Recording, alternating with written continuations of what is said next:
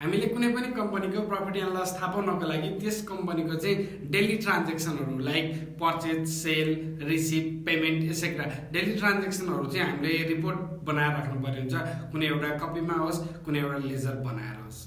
अब पहिला हामीले के गरिन्थ्यो, कम्प्युटराइज सिस्टम आउनुभन्दा अगाडि अथवा कम्प्युटराइज सिस्टम भइसके तापनि हामीले कतिपय कम्पनीहरूले चाहिँ के गरे हुन्छ त, हाम्रो डेली ट्रान्ज्याक्सनहरु चाहिँ एउटा कपीमा एउटा खाता बनाएर चाहिँ उले पर्चेज गरेको, त्यो कम्पनीले सेल्स गरेको, त्यस्तै receive, payment, purchase return et cetera त्यो कम्पनीको डेली ट्रान्ज्याक्सनहरु चाहिँ के हो त एउटा कपीमा राखेर अनि त्यो कपीबाट पछि टोटल कतिको सेल्स गरियो, कतिको पर्चेज गरियो, कम्पनी कति प्रफिटमा छ और कम्पनी कति लसमा छ, त्यो निकाल्नको लागि म्यानुअली मान्छेले आफैले हिसाब गरेर राख्नुपर्ने हो।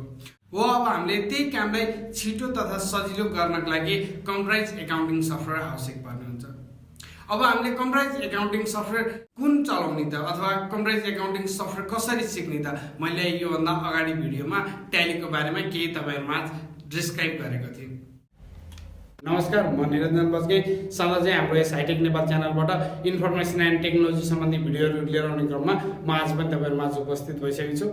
मैले अगाडि नै भनिसकेँ ट्यालीको चाहिँ कम्पनी कसरी क्रिएट गर्ने, ट्याली कसरी इन्स्टल गर्ने, त्यस्तै गरी ट्यालीमा चाहिँ हामीले न्यू कम्पनी कसरी क्रिएट गर्ने र त्यस्तै गरी ledger, stock item, stock group र त्यस्तै गरी युनिट अफ मेजर चाहिँ कसरी क्रिएट गर्ने भन्ने विषयमा तपाईहरुमा आज यो भिडियो लिएर उपस्थित भएको छु। तपाईलाई यो कन्टेन्ट मन पर्यो भने भिडियो लाइक गर्न नबिर्सिनु होला।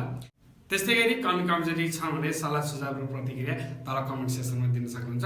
यति भन्दै आजको कन्टेन्ट सुरु गरौँ। अब हामीले हाम्रो कम्प्युटरमा ट्याली डाउनलोड गरेर इन्स्टल गर्नको लागि हाम्रो कम्प्युटरमा भएको कुनै पनि एउटा ब्राउजर खोल्नुपर्ने हुन्छ। सपोज मैले अहिले तपाईहरुलाई गुगल क्रोमबाट डाउनलोड कसरी गर्ने भनेर सिकाउने छु। मैले यसको लिंक तल डिस्क्रिप्सनमा पनि राखिदिने छु, तपाईहरुले त्यहाँ गएर डाइरेक्टली क्लिक गरेर पनि डाउनलोड गर्न सक्नुहुनेछ।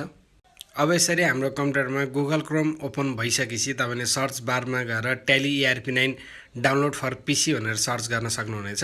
यसरी सर्च गरिसकेपछि तपाईले यहाँ लिस्ट देख्न सक्नुहुन्छ, जस्तो ट्याली प्राइम डाउनलोड गर्ने हो कि Tally.ERP 9 डाउनलोड गर्ने हो कि अहिलेको लेटेस्ट भर्जन चाहिँ ट्याली प्राइम हो भने तपाईले कुन भर्जनको ट्याली इन्स्टल गर्ने हो, कुन भर्जनको ट्याली डाउनलोड गर्ने हो, त्यसमा गएर तपाईले क्लिक गर्न सक्नुहुनेछ।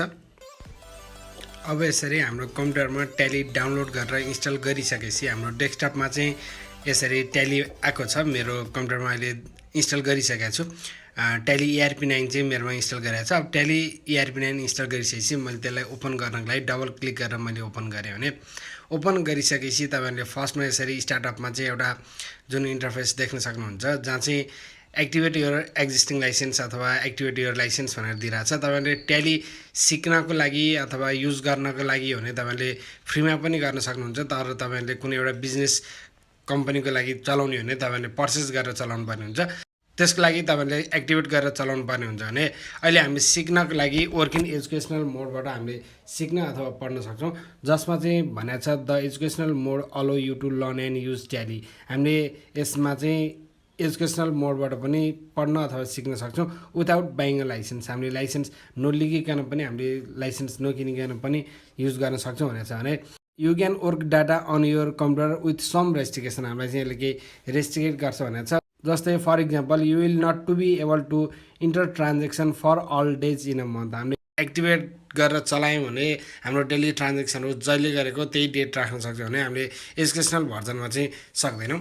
अब मैले वर्किङ एजुकेसनल मोडमा इन्टर गरिसकेपछि फर्स्टमा यसरी कम्पनी इन्फो भनेर एउटा अप्सन देखिएको छ, जसमा select company, login as remote user, create company, backup, register र क्विट भन्ने अप्सन छ भने अब हामीले ट्यालीमा अलरेडी कम्पनी बनाइसकेका छौँ भने हामीले सेलेक्ट कम्पनीमा गएर इन्टर प्रेस गरेर हाम्रो कम्पनीहरू चुज गर्न सक्छौँ। अहिले हामीले कुनै पनि कम्पनी बनाएको छैन। अब हामीले नयाँ कम्पनी बनाउनको लागि क्रिएट कम्पनीमा गएर हामीले इन्टर प्रेस गर्यौँ। अब यसरी इन्टर प्रेस गरिसकेपछि एउटा कम्पनीको डिटेल्स फर्म यसमा खुलेको छ। तपाईले यसमा चाहिँ आफ्नो कम्पनीको डिटेल्स राख्नुपर्ने हुन्छ। सपोज नेममा गएर आफ्नो कम्पनीको नेम के हो त्यो राख्नुहोस्। त्यस्तै गरी आफ्नो कम्पनीको mailing name, address, country, phone number अथवा एसेक्ट्रा सम्पूर्ण डिटेल्सहरु चाहिँ फिलअप गर्न सक्नुहुन्छ।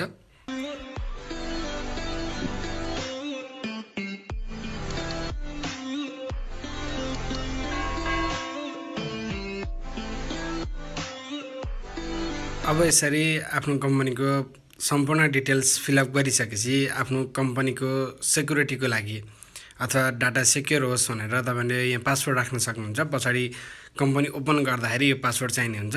ट्याली भल्ट पासवर्ड हुनेछ। यहाँ गएर तपाईले कुनै एउटा पासवर्ड राख्न सक्नुहुन्छ।